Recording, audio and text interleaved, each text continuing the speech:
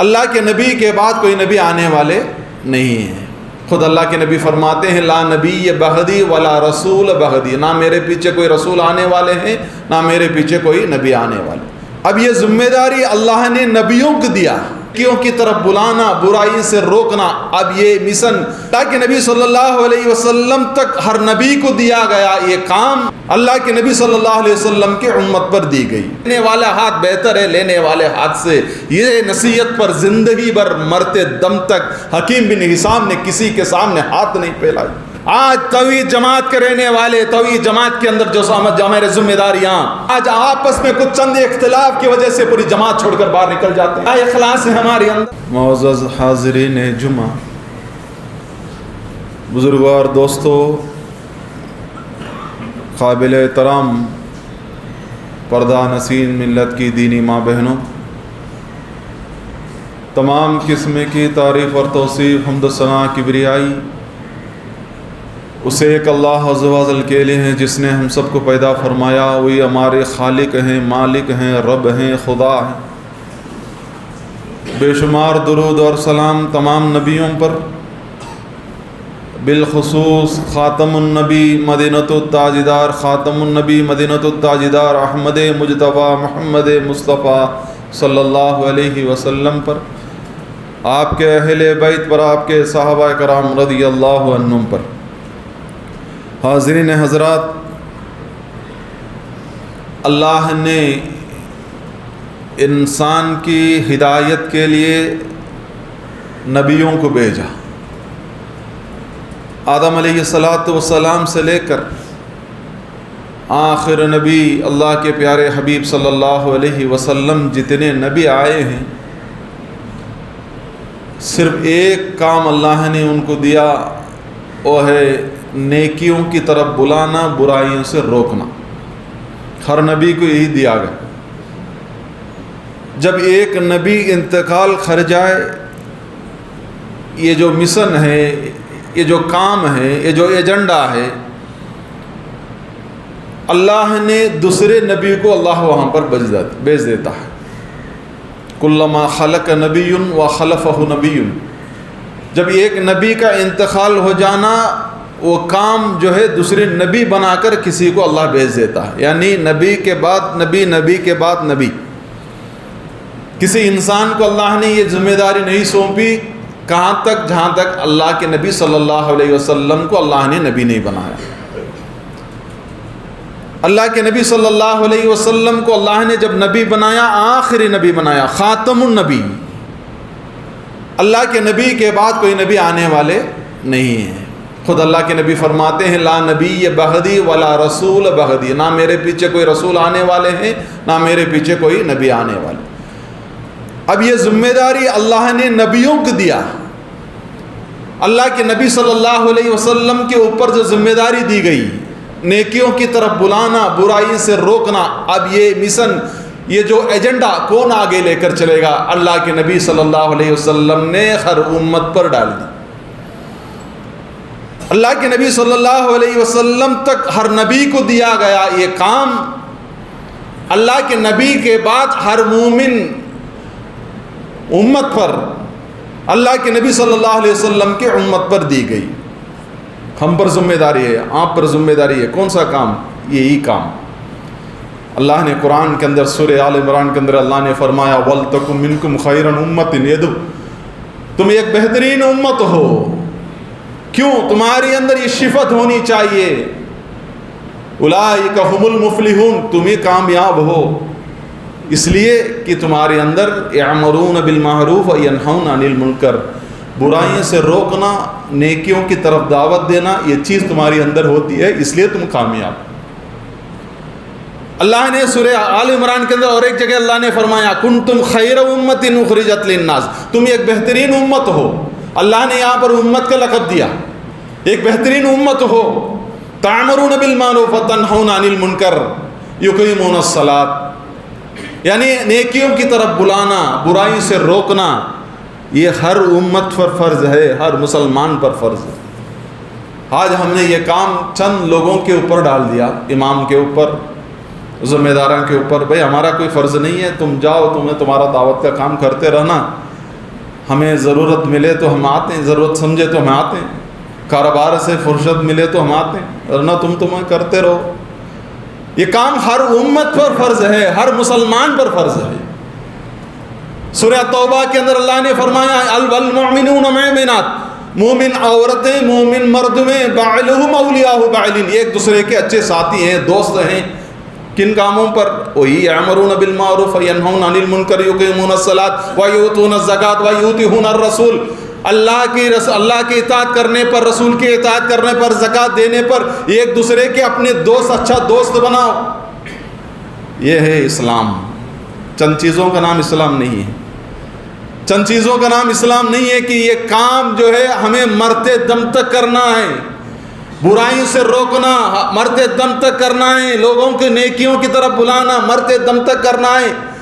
ہم یہ عقیدۃ التوحید پر ہیں، توحید جماعت کے اندر ہیں، صرف توحید جماعت میں ہونا، توحید عقیدۃ التوحید والے ہونا کامیابی کی علامت نہیں ہے۔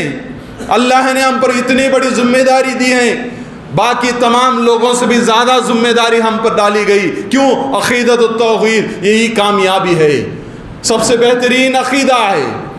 آج دنیا والوں کو اللہ نے یہ عقیدۃ التوحید نہیں دیا، آج ہم کو دیا، یہ سب سے بڑی نعمت ہے، اس کی قدر کرنی چاہیے۔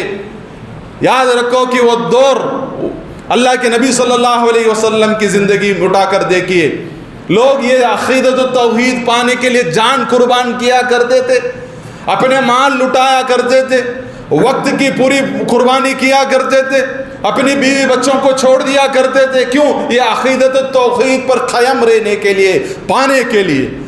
آج ہم کو باپ کی وراثت سے ملا ہے عقیدۃ التوحید، اس لیے ہمیں کوئی قدر نہیں ہے۔ اگر یہ عقیدۃ التوحید کے لیے اگر کچھ ہم نے قربانی کی ہوتی، اگر ہم نے کچھ چند مال کی قربانی کی ہوتی، یا ہم نے کچھ چند جان کی قربانی کی ہوتی، ہمیں ضرور اس کی قدر ہوتی ہے۔ لیکن ہمیں اس کی قدر اس لیے نہیں ہے کہ انسان کی فطرت ہے، ہر وہ فری چیز جو ملتی ہے، جو مفت میں ملتا ہے، اس کی انسان کی نظر میں کوئی قدر نہیں ہوتی۔ اس لیے دین کی بھی کوئی قدر نہیں ہے، دین کی بھی کوئی قدر نہیں ہے۔ اللہ کے نبی صلی اللہ علیہ وسلم سے نصیحت پانے کے بعد وہ صحابہ کرام رضی اللہ عنہ نے مرتے دم تک، زندگی باقی تک آپ لوگوں نے، صحابہ کرام نے اس عمل پر قائم رہا، اللہ کے نبی صلی اللہ علیہ وسلم کی ایک نصیحت پر۔ حکیم بن حسام رضی اللہ عنہ کے ایک صحابی، ایک غریب ہیں، بڑی غربت کی زندگی میں تھے۔ اللہ کے نبی صلی اللہ علیہ وسلم کے بارے جو آپ سے ملاقات ہوتی ہے، خود اس حدیث کے روایت کرتے ہیں، حکیم بن حسام رضی اللہ عنہ نے کہا کہ سألت رسول اللہ صلی اللہ علیہ وسلم، میں نے رسول صلی اللہ علیہ وسلم سے کچھ مدد مانگی، میں نے کچھ مانگا، مدد کرو میرے لیے۔ فاعطانی، اللہ کے نبی صلی اللہ علیہ وسلم نے مجھے دیا۔ ثم سألتہ، اور پھر میں نے مانگا، فاعطانی رسول اللہ صلی اللہ علیہ وسلم، اللہ کے نبی نے پھر دیا۔ میں نے تیسری مرتبہ پھر مانگا، ثم سألتہ فاعطانی رسول اللہ صلی اللہ علیہ وسلم، اللہ کے نبی نے تیسری مرتبہ بھی مجھے مدد کی، مجھے دیا۔ دینے کے بعد کہا کہ یا حکیم، الید الخلیہ خیر من الید السفلی، دینے والے ہاتھ بہتر ہے لینے والے ہاتھ سے۔ اسلام میں بھیک مانگنا اجازت نہیں ہے، خودداری سے رہنا ہے، خودداری سے رہنا۔ کسی کے سامنے مدد مت مانگو۔ ابو ہریرہ رضی اللہ عنہ کی حدیثیں اٹھا کر دیکھو، آپ کی زندگی اس بات کی دلیل ہے۔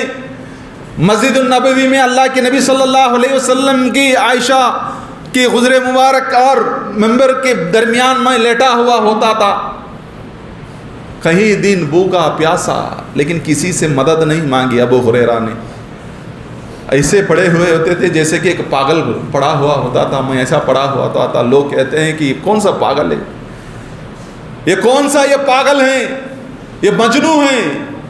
ابو ہریرہ کہتے ہیں کہ میں پاگل نہیں ہوں، میں بھوک کی وجہ سے اس حالت میں ہوں۔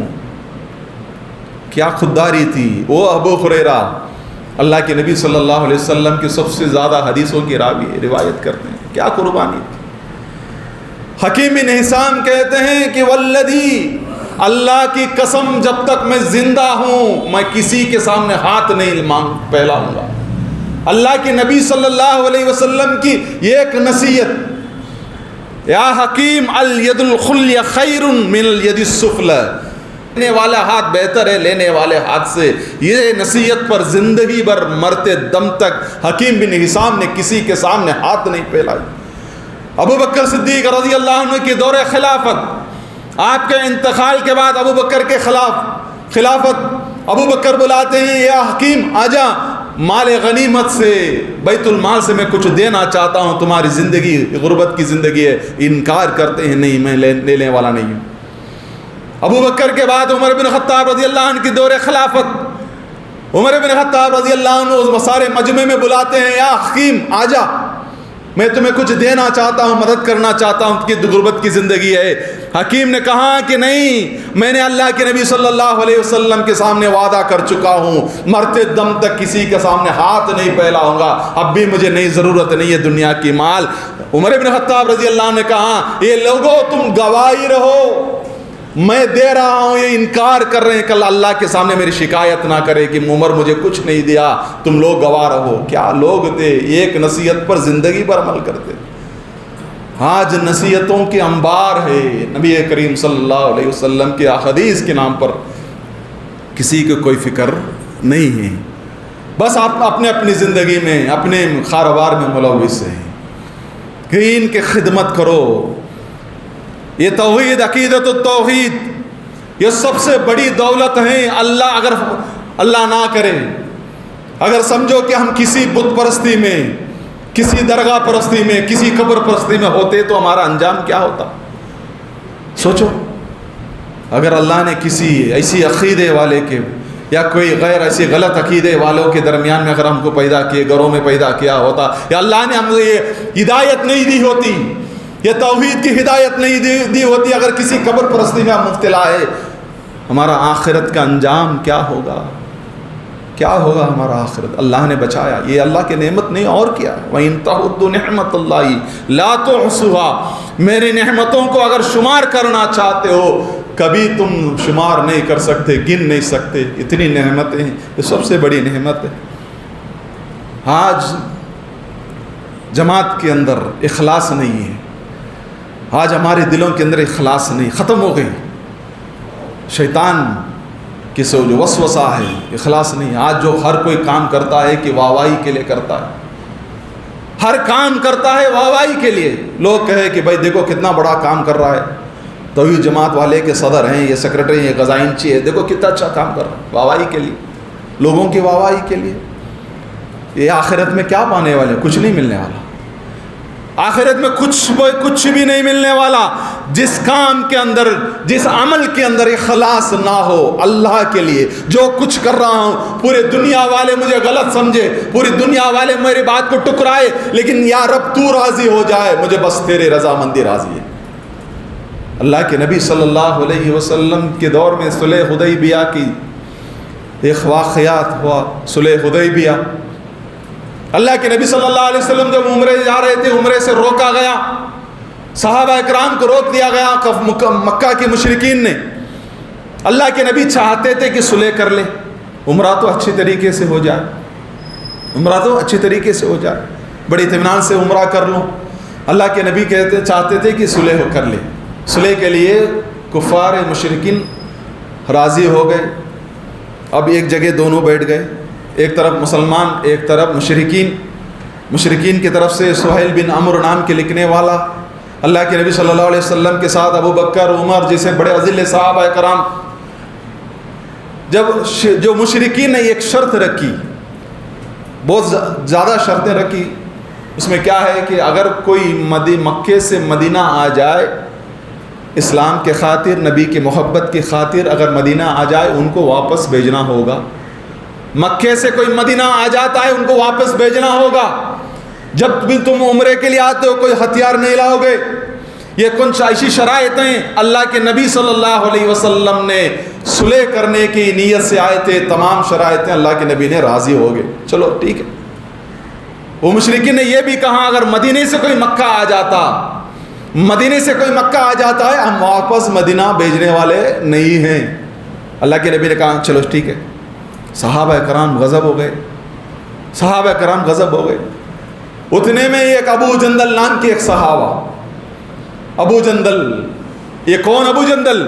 جو مشرکین کی طرف سے صلح لکھنے والا سہیل بن عمرو کے بیٹا ابو جندل، ایسی حالت میں بھاگتا ہوا آیا، زخم بری ہوئی جسم، ہاتھ میں بیڑیاں، اس حالت میں اللہ کے نبی صلی اللہ علیہ وسلم کی صلح حدیبیہ میں آئے۔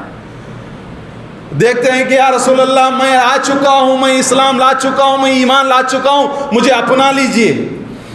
سہیل بن عمرو اس کے باپ نے کہا یا محمد صلی اللہ علیہ وسلم، شرائط جو شرط لکھی گئی اس میں ایک ہے کہ مکے سے جو مدینہ آتا ہے اس کو واپس آپ کو مدینہ مکے بھیجنا ہوگا۔ اب یہ ابو جندل کو بھی آپ کو واپس کرنا پڑے گا۔ اللہ کے نبی نے کہا کہ ابھی تو صلح لکھی نہیں گئی، ابھی تو سگنیچر نہیں ہوا، ابھی تو صحیح نہیں کیا میں نے، ابھی تو بات چل رہی ہے۔ لیکن سہیل نے کہا کہ نہیں، اگر یہ ابو جندل کو اگر واپس نہیں کرو گے ہم صلح کے لیے تیار نہیں ہیں۔ واپس نکلنے لگے۔ اللہ کے نبی نے کہا کہ چلو میں مان لیا، ابو جندل کو ہم تمہارے حوالے کر دیتے ہیں، ابو جندل کو ہم تمہارے حوالے کر دیتے ہیں۔ اللہ کے نبی صلی اللہ علیہ وسلم نے کہا کہ ابو جندل کو ان کے حوالے کر دو، مشرکین کے حوالے کر دو۔ ابو جندل نے کہا کہ ای المحشر المسلمین، اے مسلمانوں، اردو الی المشرکین، کیا تم مجھے ان مشرکوں کے حوالے کر رہے ہو جبکہ میں مسلمان ہوں، میں مسلمان ہوں، ایمان لا چکا ہوں، اب میرے ان کے حوالے کر رہے ہو؟ یہ دشمن ہیں، اسلام کے دشمن ہیں، اللہ کے نبی کے دشمن ہیں، اللہ کے دشمن ہیں، ان کے حوالے کر رہے ہو؟ اللہ کے نبی صلی اللہ علیہ وسلم نے کہہ دیا بھائی ان کو واپس بھیج دو ان کی۔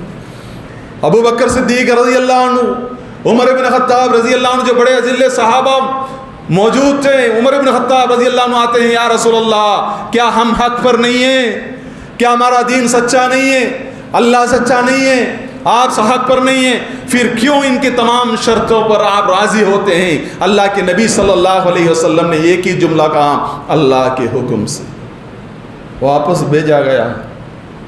مسلمان بن کر بھی، مسلمان ہونے کے بعد بھی ان کو کفار کے ہاتھ میں دیا گیا۔ لیکن یہ الگ چیز ہے کہ ابو جندل چلے گئے اور مکے گئے نہیں، اور وہاں سے بھی آپ ایک جگہ اور مکہ اور مدینہ کے درمیان میں ایک شہر میں جا کر بس گئے، وہاں پر بھی دعوت و تبلیغ کا کام کیا۔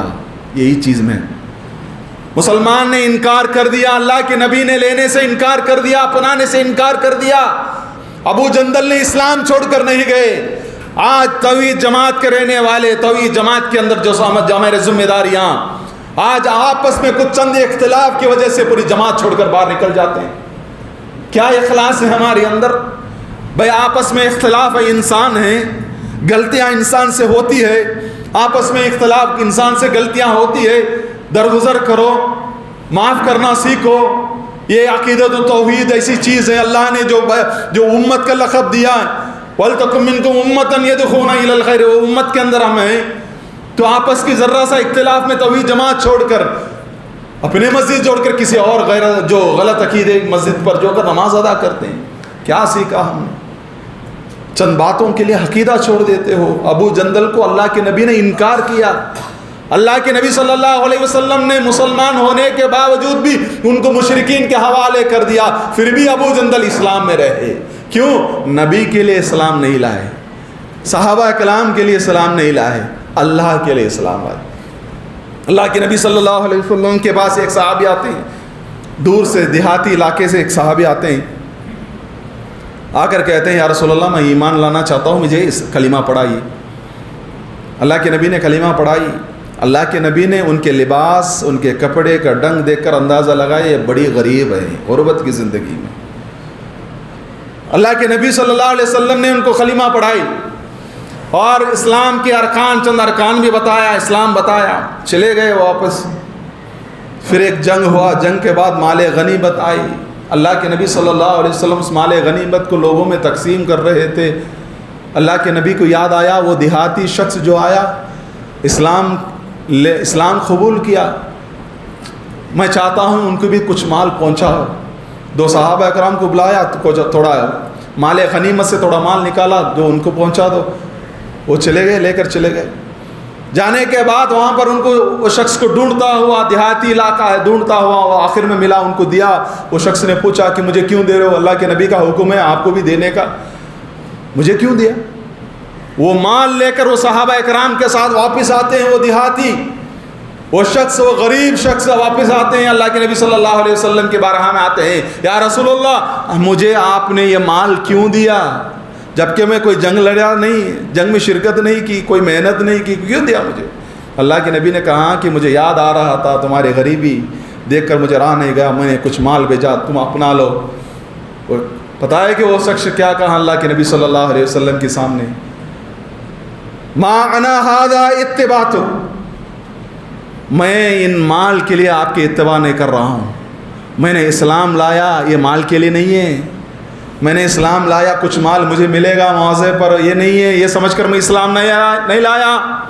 ما انا ھذا اتباع ولکن اتبعت، میں نے اس لیے اسلام قبول کیا. النار الہ ھنا،